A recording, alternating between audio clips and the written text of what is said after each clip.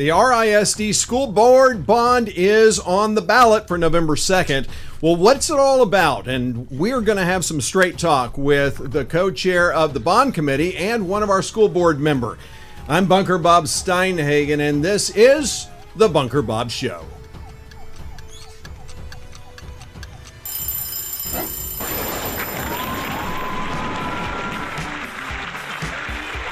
Well, and good afternoon. It is great to be back with you today. It's been about a week and a half since we've been on, but we've got a great show today because today I've got Joe Wimpee, who is the co-chair of the RISD Bond Committee, and I've got our wonderful school board member, Amy Hilton, back again. And Amy, it is great to see you. It's been a while since you've been here. You were here for when you were campaigning.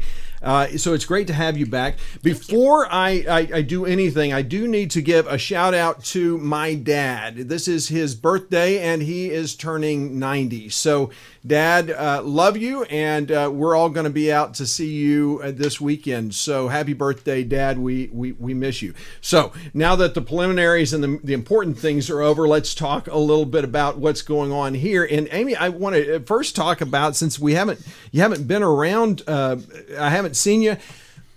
How is it going? What have you learned, and what's different from what you thought being on school board would be? Well, obviously I've learned a lot. It's been a great year. It's been a challenging year, unquestionably, with all the current events. But it has been a fantastic year. It was a real privilege for me to now nearly a year ago be elected and join the board. I was the first new person in quite a while, and I was certainly, embraced with open arms, and I appreciated so much how they welcomed me. It was off to a running start, no doubt, with everything that went on during wasn't it? During last year's school year. But it's been an exciting time, and even though, honestly, Bob, when I first filed to run for school board, none of this had happened yet. None of the COVID stuff, none of that had happened. Wow. But I think everybody's meant to be where they are in that time, and I'm really thankful for the opportunity during this challenging time. So. Yeah, it's been challenging, tough times, but I'm sure you're glad that it's the worst is hopefully behind us. Well, I certainly hope so. I know we all hope for that. Yes. Yeah, absolutely. Well, and of course, I'm sure that if you are a Rockwall County voter, you have received some marketing material about the school bond, and so Joe, you're not new to Rockwall. This is a city that you have known, or the county that you have known and loved for years and years. Tell us a little bit about your background. So thank you, Bob. I was glad to be here, first off, and I appreciate the opportunity to talk about the bond. So long story short, my granddad moved here to turn a century on a horse and buggy to be the depot agent to deliver milk and paper from the railroad. That's amazing. So my dad grew up here. My brothers, uncles, aunts, all family have. They've all been benefactors of Rockwall ISD. My kids, I've got 4 kids, went to school here. They've all moved off and moved back and live here because they want to be a part of what this community is. I'm a local businessman, have been for 32 years. I know a lot about Rockwall, that's for sure, and I believe in it, and I believe in what we built, and I want to try to continue continue to build what everybody strives to want to have, and that's why most people moved out here was for our school districts more than anything, and I want to continue to try to keep that live, keep it high achieving. Do you have kids in Rockwall schools or grandkids? I've got kids that have graduated. So my youngest is at Baylor. My other 3 are out of college, graduated, and are back in Rockwall living. So okay, all right. So you've got, this is vested interest for you for sure, and so there's a lot of moving pieces to all this, and you have, and we've talked about because there's a lot of questions that I've got, and we've kind of talked through those things, and we kind of have you have a kind of a presentation about the school bonds that I think will be helpful for those who are watching and really want to understand what this is all about. And I think it's important to really focus on some of the things that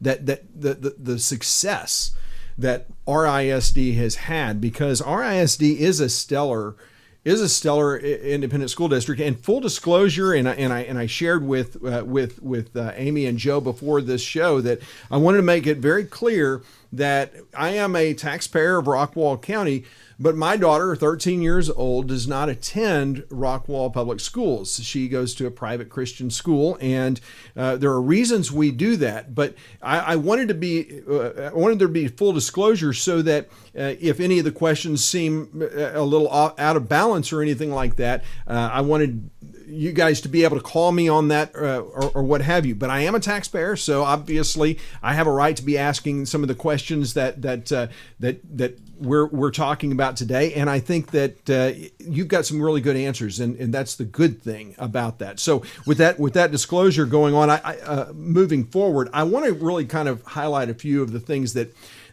in research we've kind of looked at. And first of all, that 50% of students are in advanced placement programs.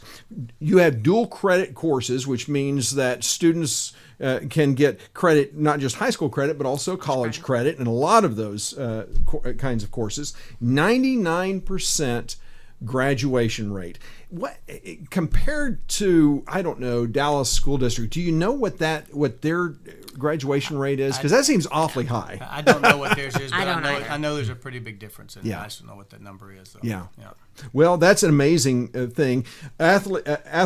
Athletes are competing at state level and winning, which is not a bad thing. And fine arts programs have been nationally recognized for the last 5 years.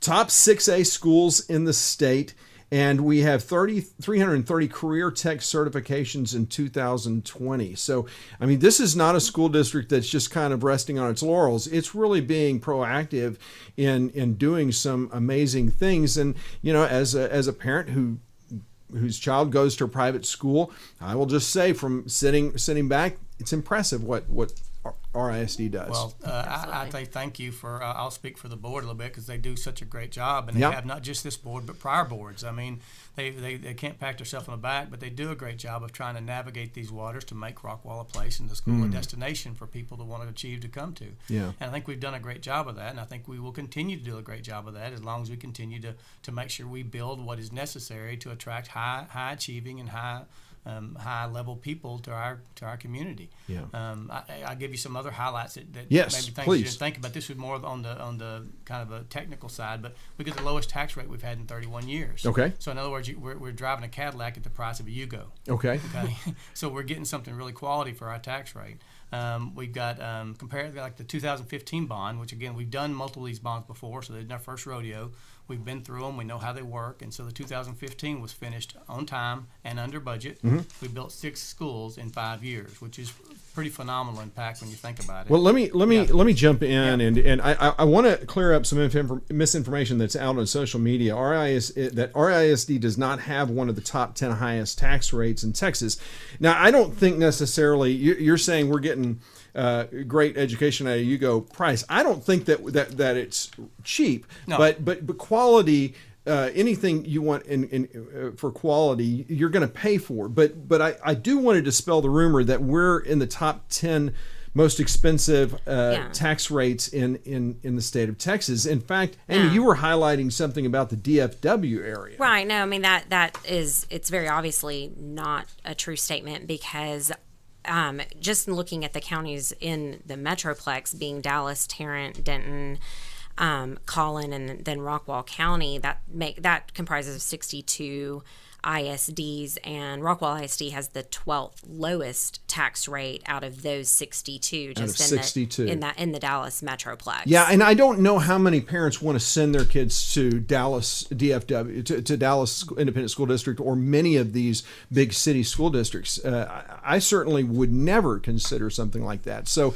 that says a lot. Now I want to make sure that everyone's aware that I actually pulled this information down from the state, and Texas has 1,029 school districts, and there are 274 districts with a higher tax rate than Rockwall's. Now that's from the 2020-21 tax season. So with the 4-cent drop for the 21-22, we would be around. There would be 330 at least school districts with a higher tax rate, and I say that because.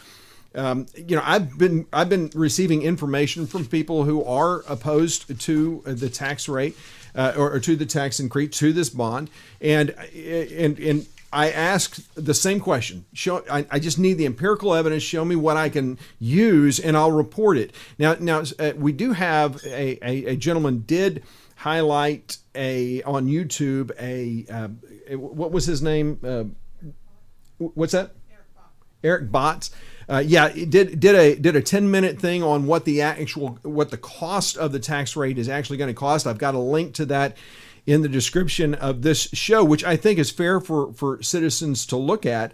But I think that what's we need to remember is that the reason why the tax rate is, you can lower the tax rate, but our taxes still go up.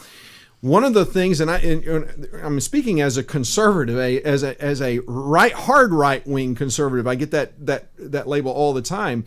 The fact of the matter is, the reason our property values continue to go up is often because we have excellent schools. People want to move where you have excellent schools, and that drives up demand. We have a small supply, and that's oftentimes, unfortunately, the byproduct of that. Now, since I want to live in my house forever, I hate that. I hate the fact that that my taxes are going up, but we're getting something for that. So I wanted to step in on that, and I apologize for jumping in on with you. But Joe, continue what you were talking about. I was just talking about just the quality. It goes back to I'll touch what you said. It goes back to the schools produce quality individuals, quality citizens. So we're getting a quality environment, a community that we get to live in. Yeah. Whether your kids go or don't go, you get the benefit of that from a safety perspective, from quality of the community as a whole. So there's a lot of ancillary benefits that just creep up that we take for granted sometimes because we do live in this great area and we don't know how bad it's not in other places. So that is true. That's a good point. But just another thing on the financial responsibility of the district, they went in and refinanced bonds this last 2 years ago and saved about $90 million in taxpayer monies. Wow. So they went back to refinance some of the bonds at better rates that they could get, and it took $90 million off the debt. Just to know that they're constantly looking for ways to keep that tax rate and be prudent with the taxpayers' money. Okay, so let's help me understand if you're saving that much money, or you're still pulling the same amount of taxes from me. Are you pooling that money so that you can lower the cost of this bond? Is that what's happening? Well, that's what lowers the tax rate. So that's what enables you to lower some of the tax rate. That's why you see the tax rate is lowered in the last 10 years. It's been gradually going down for multiple reasons: increase of property and the ability to refinance some of that debt. And when we talk about the tax rate, we're talking about the INS portion of it. The M&O is the maintenance and operation, and that is what what teachers are paid by, that kind of thing. Right. Debt is paid for what we call INS, and so that is where this bond is going to be coming. Yeah, correct. Okay. Very good. So, that's important. Anything else that you want to highlight? No, I mean I think that we've got some slides that we can run through. Yeah. And it may help get some visuals for little things that we can ask some more questions after that too. Yeah. So. All right. So let's start with the timeline. Now, this is basically how we got here. This is not the timeline that from here on. This is how we got where we are today. So we've had people ask the question, well, how do we come up with this bond? So we had a citizens committee of about 60 people, had business leaders, teachers, moms and dads, teachers, administrators, so kind of a group of everybody, and they all had different varying opinions. Well, we came together and we worked for about 6 to 8 months in a pretty detailed way to come to this package of where the bond is. And this is just telling us the time frame. But prior to that, even the school was working on trying to figure out what we needed back in 2018. And so they do a lot of due diligence and then bring it to the committee, and then the committee gets to sort that out. And that's kind of how we got to where we're at today somewhat. So. Okay, very good. And how many people were on that committee? 60. 60, okay, very good. Yeah, so I'll give you an inside look at it. So basically you have 60 people, about 8 people per table, broken up, and all 8 of them have different ideas, and they're presenting with, hey, this is our forecast, this is where we're at today, what do y'all think? And then we debate within our table, and then we come to a kind of an agreement on what we think, and then we present it to the other tables, and the whole tables have to come together and come to an agreement, then we go to the next topic. So it's a long process. Yeah. It's very thorough, very thorough. Well, this slide is the 10-year forecast by grade level. Tell us a little bit about this. Amy, so what this slide there's a lot of numbers on here, but what this really highlights is in the bond materials, we are showing that we expect 3,500 new students in the last 10 years, and that's really ultimately what you see here. We're now in the 2021 school year with about 17,800 students or so, and we, over the next 10 years expect to be somewhere, close to 21,000. So. Yeah, and so we kind of were talking about that before the show, and it seems like the numbers, they're hard for me to get my head around, because it seems like we're going to be experiencing so much greater growth with people moving in from California and the East Coast and things. And Joe, you had a pretty good thought about that. Well, there's a couple of thoughts. First off, I'll go back to our demographers. We've done this, and we've done this before. We've always had people wanting to move to Rockwall, and it's going to grow up, it's going to be bigger than it did, but it's always been pretty true to what they said. They're pretty good at what they do. Their math is pretty good. So we kind of defer to them, and we really trust that this number is where it should be. But again, there's some other ancillary sides that can determine this. The school district can just do what they can do. We'll just have to see how our cities work together to build this out, and that's a whole nother story for a whole nother topic for sure. But that'll get us to the point where we know where we're at. I think this will get us pretty close to where we're going to be, closer to our boundaries, but there'll be some need possibly for converting some possible ninth grade centers to high schools. We'll talk about that too. Yeah, but the key here, I mean, to me, to look at these numbers, I think they're low. Basically, with the influx that we're expecting and we're seeing, I mean, housing is going crazy, gangbusters, and the only way to control that is for our city councils, our cities, to stop having all of these high density developments. If they will slow that growth down, then we can probably hit these numbers. Otherwise, with the high density developments, if we have more apartments, we have townhomes and things like that, we're going to blow these numbers out of the water, don't you think? I would agree with you. Our density is our number one problem that our cities have to deal with. And again, that's a complex issue for something other than the bond to talk about. But I do agree with you. And again, I'll be glad to talk with you about that at any time, and because we can get really deep into figuring that out. Love to help any way we could. Yeah. Amy? From the bond perspective, the bond addresses both short-term and long-term growth demands, and fortunately, especially as it relates to the secondary schools, I mean, it's really a build as you grow model that, and we'll get more into that because as it relates to the ninth grade centers, but that helps address. It gives us the flexibility to convert. We build ninth grade centers now to address these short-term overcrowding needs that we have really in the immediate term or in the immediate future.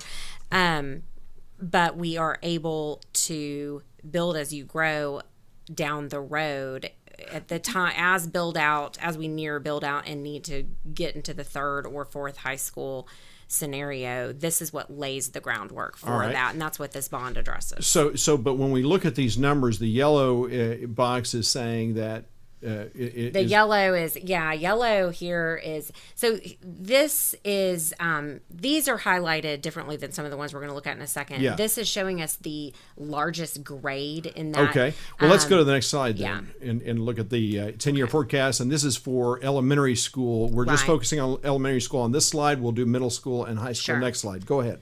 So here we're seeing all of our elementary campuses, and the green and the yellow highlighting represents, green is when a school is within 5% of capacity, and yellow is when it is over 105% of their capacity.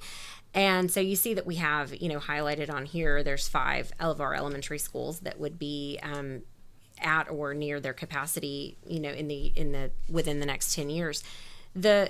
The bond specifically addresses that by moving 6th grade up to the middle school, we open up 1,500 seats at elementary schools. And so, for example, a new elementary campus that we build right now has typically 765 to 775 capacity. Okay. So if we open up 1,500 seats by moving 6th grade up, when we open a new elementary school, typically we put about 450 to, we open it with 450 to 500 students. So it's really, Joe, like you've drawn a correlation there that it's, it's without having to build elementary schools, it's like having the capacity of 2 to 3 more elementary schools. Okay. With what we achieve in the bond. Okay, so with the elementary schools, what you're basically doing is you're moving 6th grade out of elementary school. And so you're going to basically create more room in those elementary schools so that you are going to be, the school district is going to be building a new elementary school to replace Rochelle. Right. Yes. And so they're not adding a school, but this new school will be larger. Or is it going to be the same size? Rochelle, I can't answer that directly, but I believe it'll be the 750 to 760 capacity. That's what they're doing with all the new ones they're trying to do. Rochelle has some limited space where they're at, so it just depends on how the spacing works out. But I'm pretty sure it'll be that. We can get that back to you for sure, though. Okay. Yeah. And then when we look at the next the middle school and high school. You see, we can see the overcrowding is a real issue. Yeah, right, it's on us today. So we're already over capacity at both of our high schools and over capacity at Kane Middle School, which is one of the 3 middle schools. Our middle schools all have a capacity of 1,100. We're there at Kane. Our high schools have a capacity of 2,650, and both are encroaching on 3,000. Really, Rockwall at like 29, I think Heath at 28. So we're already there. Keep in mind as far as the timeline, the bond really was delayed by a year because of COVID. Yeah. The committee actually was put together and started working at the very beginning of 2020. Then COVID happened. They had to put everything on hold. So that's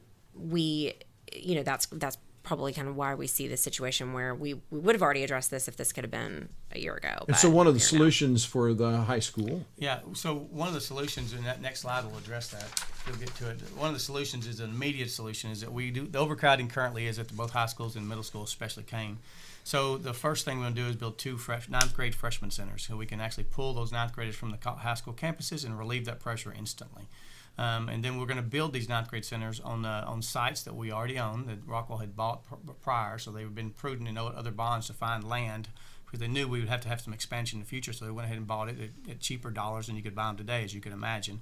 And so those sites are high school sites. They're high school footprints. So they're going to look like a high school, but won't have capacity classroom as a high school. So cafeterias look like high schools, gymnasium look like high schools, practice facilities look like high schools. So that when the time comes, when the growth, either you're right or I'm right or whichever, we're in the middle somewhere, which will probably be, then we'll be able to turn the switch and convert those to a high school at whichever location is needed. And so it gives us a lot of flexibility to kind of, we can build as we grow. Yeah, and so, that's the forward-looking, part of that. So it takes care of that immediate need, but it also gives us to address our next need, which was going to be a third high school, we believe, in the future. Okay. It gives us that ability to address it in today's dollars mostly. Okay. So it's very prudent. Very good. And so now we move from that high school to the... Yeah, so one of the neat things about this that people don't realize, we don't have a true feeder pattern right now. We have 3 middle schools feeding 2 high schools. So one of the middle schools has to share students, and they come from different places, and they get to be best friends, and they love each other, and they play sports together,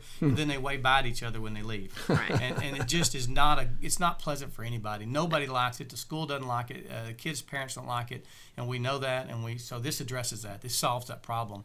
Build a new middle school on Heath side, so Heath will have 2 middle schools. Rockwall will take the other 2 that are on their side, be their 2 schools, straight feeder patterns, elementary to middle to ninth grade to high school. So you can be a Yellow Jacket and a Hawk, and you can just get on the track and stay there. So it's really great for the community. It's great for the kids. I think it makes a really smooth transition to have a great community and have that great community feel that we all want when we're out here too. Yeah, and one of the things I was curious about is the freshman centers is basically what I would consider them to be. These kids are oftentimes, this is where let's say they want to get in a marching band at Heath Hawk or the Yellow Jacket, and they can still do that, right? They are still able to do all of the things that they could if they were at the high school. Yes, absolutely. Yeah. I think it was really important. I know to me personally, having 2 students at Heath High School as well. You got a 9th grader, right? I do. I have a 9th grader, I have a 10th grader, and then I have 2 upcoming. I have a 5th grader and a 7th grader. So, to me personally, personally, I was not on the bond committee, but I know that it was a topic of the bond committee. I know that it's something that I was, like I said, personally concerned about, was that our students continue to have all the same opportunities they have now, and I do believe that is going to be the case. That if you have a freshman, yes, they're still going to be in the Mighty Hawk band or the Orange Wave band. It's not going to impact their ability to do that or any of the other certain things. For instance, certain athletics do have ninth grade teams, and so in those cases, we're able to bring coaches to the ninth grade center and conduct ninth grade athletics. And they'll have athletic fields there at the freshman centers. Yes, okay, yeah. So they'll be able like practice fields and all that. But yeah, so there's a lot of different scenarios where we have freshmen that need that participate in extracurricular activities, and we have a whole lot of experience busing kids from the Gene Burton to both of our high schools, and even before the Burton was in existence, we bused kids between the two high schools for our college and career courses that we're already offering. So I'm sure that there'll be some transportation, involved there, obviously, to get kids where they need to be if they are playing a varsity sport and need to be at the main campus. But absolutely, we want to accommodate our students. And just FYI, awesome. People may not know this, we had a ninth grade center before. Oh, you did? Yeah. Okay, I didn't know that. Yeah, so when we had a ninth grade center back in the day, I guess it would have been when my oldest son was the last ninth grader in that ninth grade center. Oh, wow. And he said it was the best year. He still said it's the best year of his life. Really? So the ninth graders kind of enjoy it. They thrive in that atmosphere too. So I think it's going to be pretty beneficial, and that's the benefit. It gives us the ability to grow as that need desires to grow. We've already got that footprint, and we can just step out and start adding at high schools at those sites if needed and when needed. Wow. So okay, so that is so let's talk about some more positives, and that's grade reconfiguration. So Amy, you want to hit that? Yeah, so the significant aspect of the grade reconfiguration is the sixth graders moving up to middle school. And just like we had the bond committee, actually a couple of years before that, we had a sixth grade academic enhancement committee that was also a community-driven committee that weighed in on the issue of sixth graders staying in elementary school or sixth graders moving to middle school. And that's, been a hotly contested topic for a few years around here. But that committee weighed in on that subject, and ultimately made the recommendation to the bond committee, once the bond committee was formed, that sixth grade be moved up. And the reasons for that were primarily to give them more access to advanced academics, as well as greatly expand their access to the elective program that we offer on our middle school campuses. Specifically as it relates to fine arts, there's a huge benefit of moving sixth graders up, because they, at an elementary school, sixth graders are only able to participate in their fine art, which is limited to band, orchestra, and choir, usually 2 days a week at most of our elementary schools. On a middle school schedule, you go to your electives every day. And so our sixth graders would go from having 40% of the amount of time in that fine arts program now to every day, 100%. And that will benefit not only the students, but the programs as a whole, because our, those are UIL competition things. And so when our sixth graders go to seventh grade and they've only had 40% of the fine arts education that sixth graders at other schools have had who already have sixth grade and middle school, it makes a big difference in kind of their outcome and their path forward. So we know that we're going to be able to serve our sixth graders both academically, as well as all the various extracurriculars and electives better on a sixth grade campus. And it's better, our sixth grade teachers, those are middle school certified teachers. Actually, that's how teacher certification works. There's the K through 5, and then there's 6. Yeah. So our teachers actually are really, their certification is better suited for them as well, being on a middle school campus. Okay. Well, that sounds that seems like a good thing. And then obviously the Burton Center is the big thing. I mean, to me, I will tell you, I was joking earlier. We had Keegan.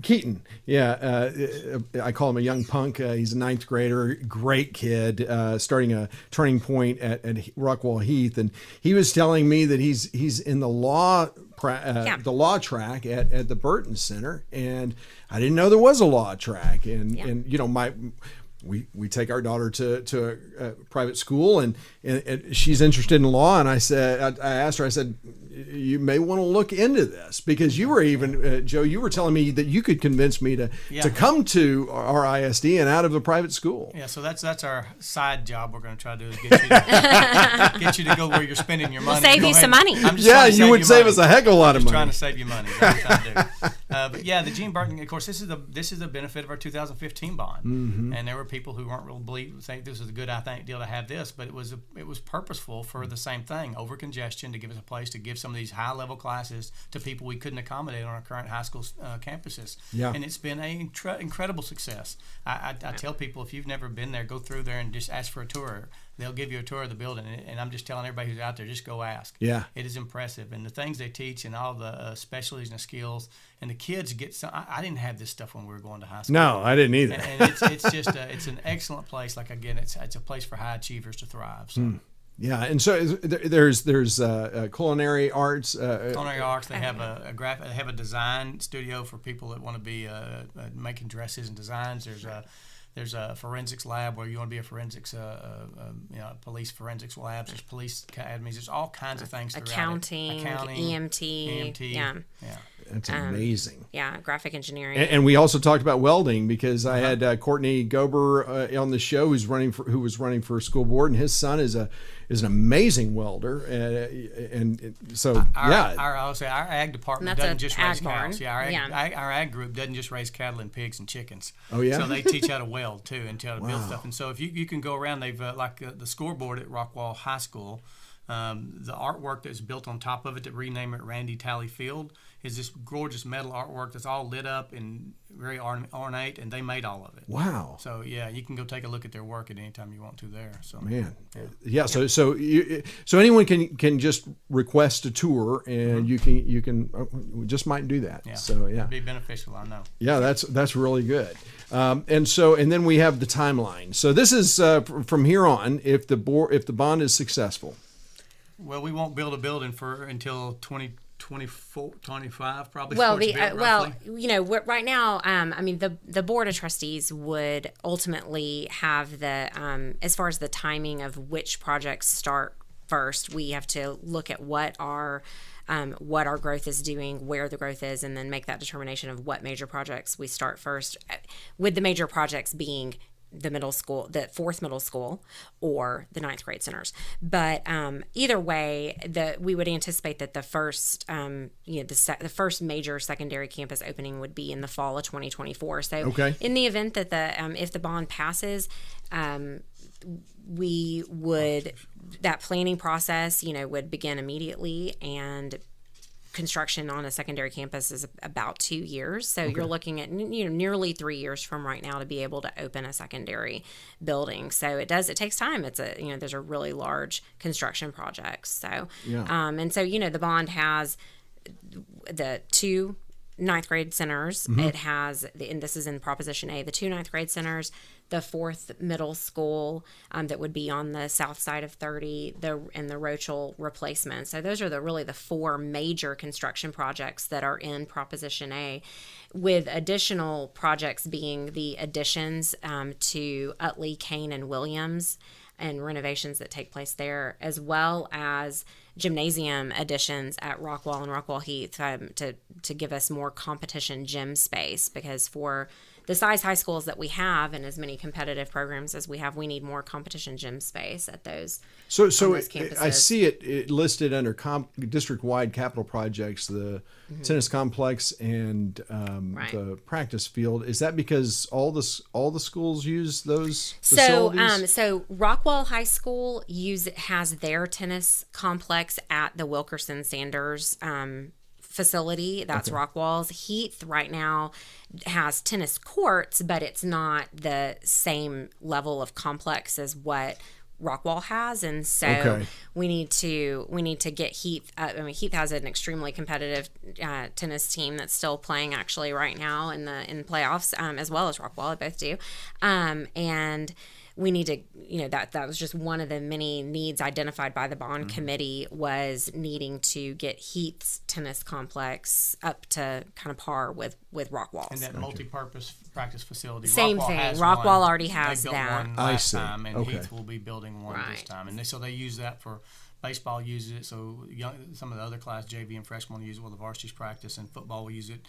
Band can use it. Soccer uses it. Everybody uses that field. It's built for all sports. It kind of looks like about an 80-yard football field type deal, and then it has a baseball field on it and a softball field on it, and then like you said, band's able to use it. So it's just, an outdoor multi-purpose field that, like I said, Rockwall has that. Heath does not. I'm just curious. Are those two high schools, are they landlocked? I mean, are you kind of running out of room, or is there plenty of room to build on? Heath has some room. They've got a pretty big footprint. Rockwall is pretty much solid, so they've gone up, and they've had to go up instead of out.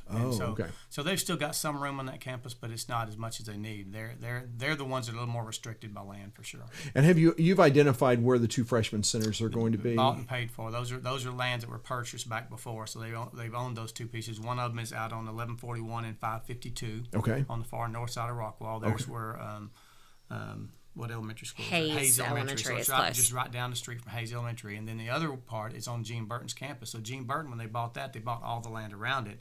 So they got enough room to put a ninth grade center on the other side that will be a high school size campus beside it. Oh, wow. So commuting for there will be a walk now. That's significant. Wow. Now, the bond, there's Proposition A and B, and Proposition B is completely technology, right? Yeah, that's correct. By law, you're required to break out technology as a separate proposition. So Proposition B includes technology infrastructure projects as well as technology devices for classrooms, and that's important because as you're adding staff, adding students, you obviously have more need for devices, as well as just the natural replacement cycle for technology. On the infrastructure side, that's extremely important because our technology infrastructure is what supports safety and security measures at school as well. That's your camera systems. That is the various security measures and that we are going to be able to support, as well as our online security as well. Cyber security. So the technology is all in Proposition B. And the technology, one of the things that I read is that where technology is fluid, where it changes out, that's not part of this bond. This is more hard and fast technology that's going to last for a long time. It's some, but it does have replacement for laptop devices and everything that age out and term out, because you have that with the kids with all their computers they have for the classrooms. Their lifespans 5 to 7 years on those computers, and so they have to be refurbished or replaced. So that's part of that process too. So the laptops are part of this. There are devices as part of that, but it's important to note that that technology like devices would be financed with short-term bonds. Short-term, that's so right. So you're looking at 5-year bonds on technology. For instance, buses would be probably 10-year bonds, whereas our capital projects are on the longer term. So nobody wants to finance a laptop. No, we're not going to finance the laptops for. So we're going to match the bond term to the asset life. Oh, I see. Okay.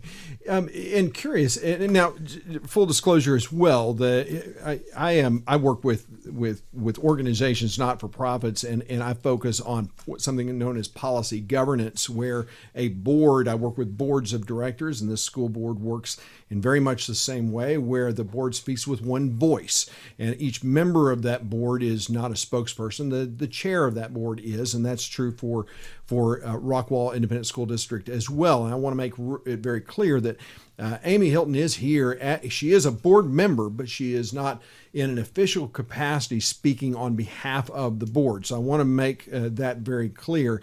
And so she does have opinions, and she is a parent, and she is a taxpayer as well. And so as we relate that, I do want to ask, is there with COVID, obviously we learned a lot about learning and distance learning. Is Is there any thought about a way to alleviate some of the overcrowding by including distance learning as a class or something like that? And the reason I ask is I have a client in Orange County, California, a private Lutheran high school, where they actually do that, where the students will come and they will have a certain number of classes where they do it remotely, and some they go there. Have you guys talked about that? Is that anything on the horizon? I haven't been a part of a conversation really that would be addressing any long-term distance or remote learning. No, I mean, I think that what, through my experience, what I've seen with my own kids, and then what I certainly have felt like the district generally wants to convey is that we can best serve our kids in the classroom face to face. Yep. And I think that at least here in Rockwall ISD, I feel like that's more of what we saw through this experience the last year, is that we that our students really are best served when they're in the classroom on campus. So yeah, and I think the consensus of most parents would say that as well. Yes. I was curious. I just wanted to know if that was not that discussion. I'm aware of. Okay. But, Yeah, no, and I thank you for answering that question. I want to. So how does the bond election impact seniors? So I'll touch that real quick. If they filed their exemption then they don't have any tax impact at all. So again, 65 and over. If you're 65 and over and you filed that homestead exemption, then you don't have any impact on your tax rate. So it doesn't affect them at all. If the bond fails, if the bond fails, I think they lose because they lose from a community perspective. They lose what we're trying to build here. I think we all lose if the bond fails, because Rockwall is Rockwall, because we've passed these bonds before, and that's what we all strive to be. That's why you moved here. That's why Amy moved here. Almost everybody in Oak moves here. So I think we all fail if we don't pass the bond. Well, I understand that, but I mean this is straight talk. So I want to when we talk about no impact on seniors. If the bond were to fail, then their tax rate would go down. I'm thinking 19 cents. Is that right? Does the entire INS go away? Oh no, because we have it doesn't. Debt. We have There's existing debt that we're paying. So this right. is they believe that by starting this new bond, you won't add any more than 3/4 of a penny to the existing debt. Okay, and that's because the old debt has gone away. Well, it moves. Most of it. It's shrinking and going. It's a 30-year debt. Sinking. So it's sinking as it goes, like any door. It's a 30-year debt, so it's not gone away. No. Right. Okay, correct. So the debt is still there, and so that was 2015. We're in 2007 and 2005. Right. Okay, and so all that debt is still so if the bond fails. This is what I want to make clear is the tax rate for seniors and all of us doesn't just drop and change the ceiling. No, that's correct, because we still are the current interest in sinking tax rate is paying on the current portfolio. Which is why we're seeing the INS going down gradually over the last few years when I was looking at researching You're paying down some, and you're also getting property valuations going up. Yeah. So those two things work in conjunction back and forth. And so that's why you're seeing the shrinking of it too. Okay. And I would say good due diligence by the board to manage it properly too. Yes. Well, and Rockwall ISD has the highest bond ratings. I mean, it's A district, received numerous financial awards over the years. So the financial management of the district contributes to us being able to get the very best bond rating and rates available. So that is a big impact on why the impact of the bond is only 3/4 of a cent. Yeah. So those who are if the taxpayer, if the senior citizen, if they're all the cities now have the senior tax cap, and so if you do have to, you should take advantage of that, and that's good. Have we covered everything you guys wanted to talk about? I'm looking at my producer. We're good on all the questions that we had. Anything that we didn't talk about? One thing just to touch on that tax, so they know. So the average home value is like $300 to $350 in Rockwall. I don't have the numbers exactly. 380 actually, 380 something. So you're talking about $25 to $30 a year in additional taxes at the high end. Don't do that. At the high end, not on this show. I mean, any increase is but significant. Still, 3/4 of a penny. That's what I just want to focus on. And hopefully it may be less than that, but that's what they deem to be the high end. Yeah. And again, I mean, I'm not. I hate it when people say, "Well, it's like a cup of coffee a day." That's what Democrats and liberals love to talk about. It's increase is an increase. What I look at as a conservative is what is the ROI? What value for my dollar am I getting? And based upon show producer and me, we have been going through the numbers. We have listened to and read a lot of what's on social media and trying to understand where the numbers are coming from. And based on what I've seen, and this is a proposal that I think is going to, the irony is it's going to increase our property values because the value of being in the RISD is going to go up for sure. So you get what you pay for in life. You really do. And we're getting a pretty good bargain, I think, even though we're not taking advantage of it. We'll work on that. You'll work on it with me. That's right. So, I really do appreciate the two of you coming on the show. I know that there's a lot of misinformation out there going on, and obviously sitting in the hot seat is not easy, but you guys did a great job of representing the RISD and this bond. Thank you for your volunteering to be on that committee. I know that was an arduous task. So, but we appreciate the opportunity to have some clear talk for sure. Yeah. Thank you for having us. It's so good to see you again. It is great to see you again, and I just want to remind you that November 2nd is the election for this school bond. And what you've heard today is I hope, helpful as you make an informed decision at the ballot box. Now, early voting is going on right now as well, so you can vote early. And as they say in Louisiana, vote early, vote often. But that's not really what we want to do here. Just remember, folks, that Thomas Jefferson says that when the government fears the people, there is liberty. When the people fear government, there is tyranny. So this is your opportunity to speak into government and tell them what you think. So I thank you for being with me today. I hope this was helpful, and we will see you next time. Blessings.